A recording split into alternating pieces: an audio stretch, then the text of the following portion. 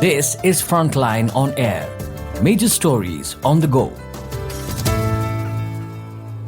Protests in Pakistan-occupied Kashmir reflect frustration with disempowerment and interference from Islamabad. With the death toll rising and political stability at risk, the region's deep-seated governance and economic issues come into sharp focus once again.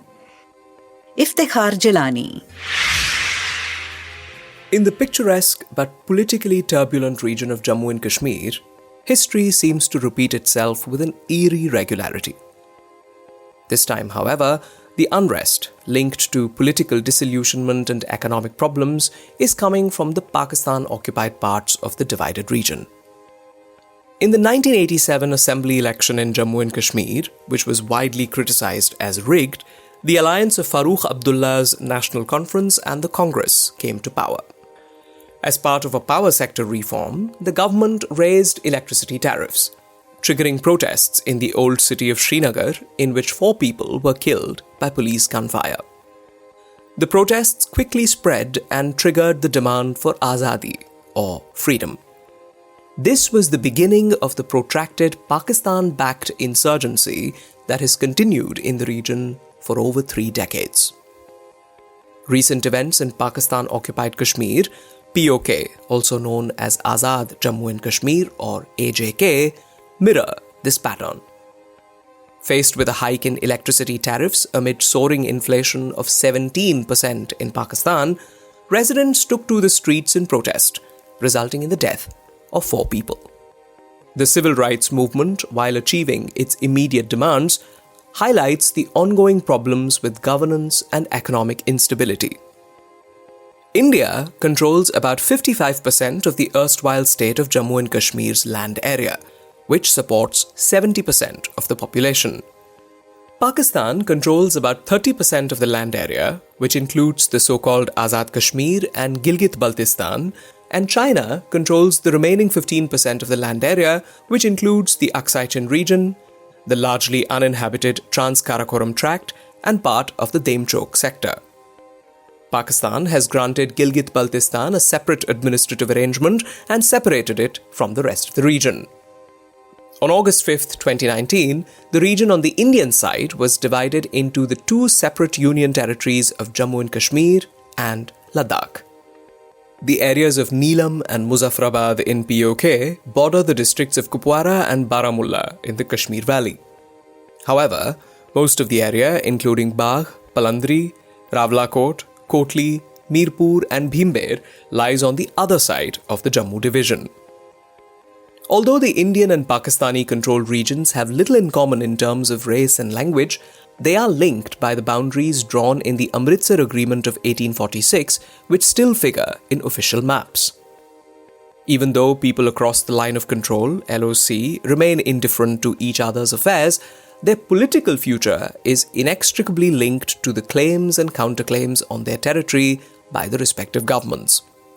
Historically, POK has not been a hotbed of political unrest. The last time any major unrest occurred there was in February 1992, when the Jammu and Kashmir Liberation Front encouraged people to cross the LOC. The resulting conflict with the Pakistan Army was bloody and left 12 people dead and 150 injured. 3 prime ministers in 4 years. Other parallels with the unpopular Farooq government of 1987 are that the POK has seen 3 prime ministers in 4 years since the 2021 general election. After the party of the then Pakistani Prime Minister Imran Khan won a majority that year, Sardar Abdul Qayyum Niazi was appointed head of government. But he was ousted and replaced by the businessman Tanveer Ilyas. A year later, Chaudhry Anwarul Haq, who also belonged to Khan's party, took office with the support of Pakistan's main political parties that were opposed to Khan. According to Justice retired Manzoor Gilani, a former Chief Justice of the AJK Supreme Court, this undermined public confidence in the government. The journalist and analyst Arif Bahar argues that viewing POK solely from a security perspective has led to a compromised leadership and festering problems. According to him, the strategy of remote-controlled leadership has failed, as evidenced by the Joint Awami Action Committee (JAAC) movement. The Anwar-ul-Haq government did introduce reforms such as abolishing secret funds, awarding government contracts through electronic tenders, and cutting government spending by more than 90%. Its austerity measures, such as biometric attendance checks for employees and a crackdown on tax evasion, made him unpopular among the region's 127,000 civil servants. The lack of credibility has made it difficult for the government to implement economic reforms without a public backlash. Lieutenant General Asad Durrani, a former head of Pakistan's intelligence agency ISI, said, quote, "This has shown that governments without public credibility and acceptance cannot afford to implement reforms such as reducing subsidies or increasing electricity tariffs. Reforms are best carried out by regimes that enjoy the trust of the people." Unquote. Nabila Irshad, a lawyer and leader of the Jammu and Kashmir Democratic Party, told Frontline that the unrest was not directed against the Pakistani state. However, she acknowledged that successive Pakistani governments had interfered with the tenure of the elected government to achieve certain goals, with serious consequences. She said, quote, "Earlier, the weakness of the people was that they gave representation to unqualified people on the basis of caste, community, and regional affiliation. This incompetent leadership has failed to make the federal government recognize the national interest and instead focus on personal gains." Unquote. She said that the way forward was to implement true democratic principles, promote capable leadership, and ensure that the government served the people in an equitable manner. Another politician from the region, Maria Iqbal Tarana, said the current wave of protests was a sign of change in the region and reflected the growing discontent among the people over economic hardships and perceived discrimination by the federal government in Islamabad. She said, quote, "The JAAC's demands underscore a broader frustration and yearning for fundamental change." Unquote. Tarana, who is also the General Secretary of the Human Rights Wing of the Pakistan People's Party, said that while the region had its own government on paper, led by a Prime Minister and supported by a Legislative Assembly, Islamabad had significant influence over its day-to-day affairs. She said, quote, "Following the abolition of Article 370 in Indian-administered Kashmir in 2019, concerns have arisen about the possible incorporation of Pakistan-administered Kashmir into Pakistan. However, the ongoing unrest is primarily due to economic grievances and local political demands rather than fears of assimilation or annexation." Unquote. Tarana said that legally, POK was neither fully integrated into Pakistan nor recognized as a sovereign state. She said the Pakistani government must heed the calls for economic relief and political fairness to restore peace in the sensitive region. A Prime Minister's frustration. Long before the protests took an ugly turn, Anwar-ul-Haq himself told a meeting of the Pakistan Senate Standing Committee on Finance and Revenue that he belonged to the last generation of Kashmiris, people from POK also call themselves Kashmiris, who still feel love and affection for Pakistan.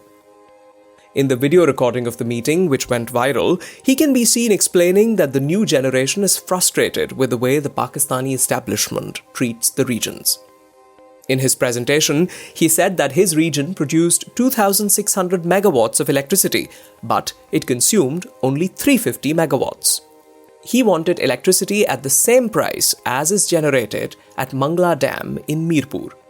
He said this dam produced power at Pakistani rupees 3 to 4 a unit, which is then passed on to the national grid and the power utilities, which in turn sell it to his government at Pakistani rupees 30 a unit. Haq said, quote, "My electricity is not available to me. First it goes to you, then to the Central Power Purchase Committee, and then to the electricity boards. Then they write losses to our account.